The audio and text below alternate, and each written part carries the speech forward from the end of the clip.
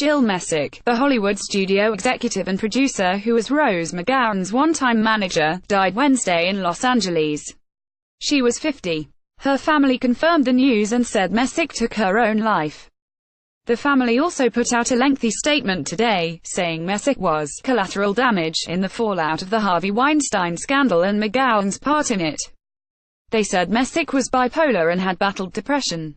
Over the past few months, many women have come out with allegations against Harvey Weinstein, including Rose McGowan, who has repeatedly spoken with the press, striking out against not only her alleged attacker, but a great many others.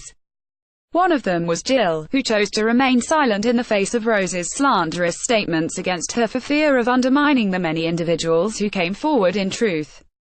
She opted not to add to the feeding frenzy, allowing her name and her reputation to be sullied despite having done nothing wrong. She never chose to be a public figure, that choice was taken away from her. Read the full statement below.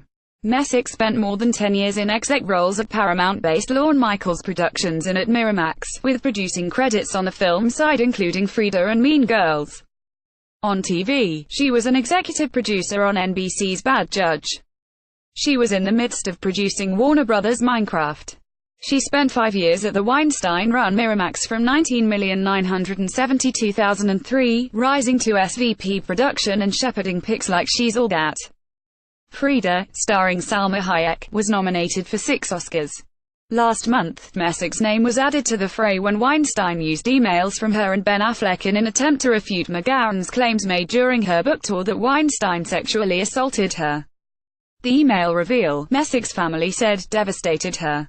Seeing her name in headlines again and again, as part of one person's attempt to gain more attention for her personal cause, along with Harvey's desperate attempt to vindicate himself, was devastating for her, it read. It broke Jill, who was just starting to get her life back on track. Representatives for Weinstein and McGowan did not respond to requests for comment. Messick is survived by her 2 children, Jackson and Ava, their father, Kevin Messick, her father, Michael, her brother, Jan, and her partner, Dan Shuck. Here is the family's full statement. The movement just lost one of its own. Jill Messick was a mother of 2 children, a loving wife and partner, a dear friend to many, and a smart entertainment executive. She was also a survivor, privately battling depression, which had been her nemesis for years. Today she did not survive. Jill took her own life. Jill was victimized by our new culture of unlimited information sharing and a willingness to accept statement as fact.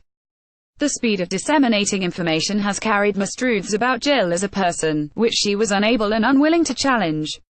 She became collateral damage in an already horrific story. Jill believed in the movement. She supported every woman finally coming forward to share their dark truths and expose those who had committed previously unspeakable deeds. She was loyal. She was strong. Jill was many things, but she was not a liar. Over the past few months, many women have come out with allegations against Harvey Weinstein, including Rose McGowan, who has repeatedly spoken with the press, striking out against not only her alleged attacker, but a great many others. One of them was Jill, who chose to remain silent in the face of Rose's slanderous statements against her for fear of undermining the many individuals who came forward in truth. She opted not to add to the feeding frenzy, allowing her name and her reputation to be sullied despite having done nothing wrong. She never chose to be a public figure, that choice was taken away from her.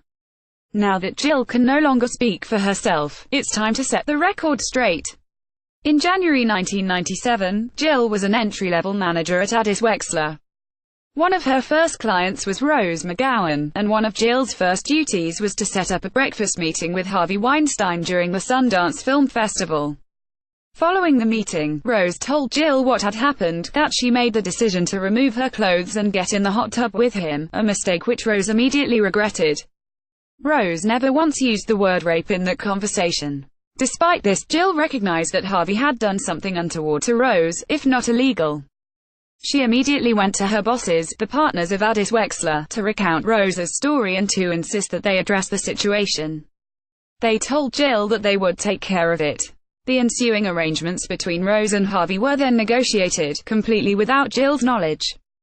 At that time, all Jill knew was that the matter was settled and that Rose continued making films with the Weinsteins.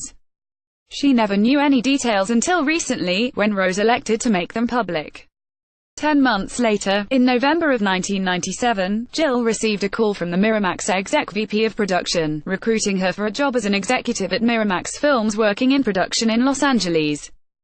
Jill was hired based on merit and her excellent work of over 2 years as a young development executive working with Woods Entertainment, prior to her time at Addis Wexler. Rose's most recent round of press to promote her book have included new stories involving Jill. The constant press attention Rose has garnered in print and on national TV led to Harvey Weinstein releasing 2 documents. One of these was an email which Jill wrote to him months prior to the first NY Times piece coming out, and at his request.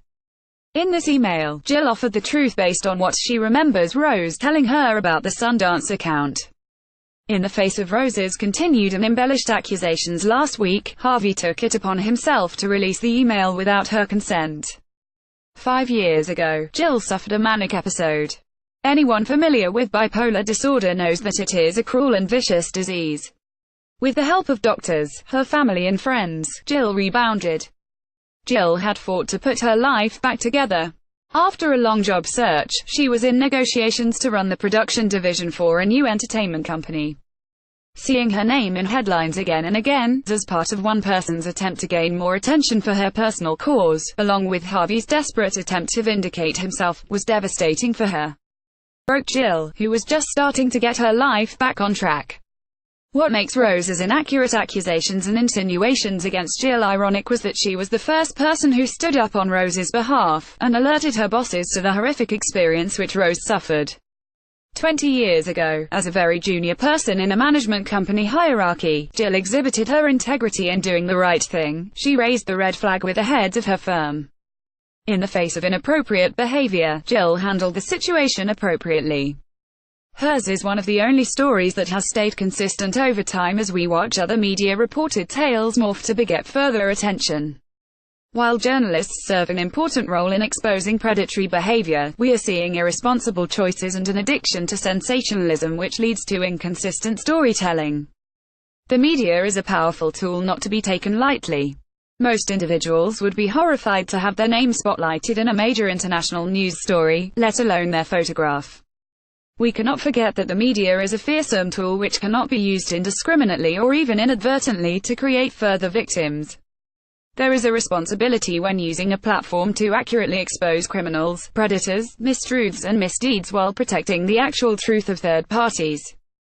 As we collectively seek to take action in an effort to right the wrongs so brazenly and inhumanely repeated for a generation, we must not forget one simple truth: words have power. While we illuminate the dark corners for hidden truths, we must remember that what we say, particularly in the media, can have just as much impact if not more than our actions. We must ask more of ourselves, and of each other. We must take a moment to consider the ramifications and consequences of what we say and what we do. Words matter. Someone's life may depend on it.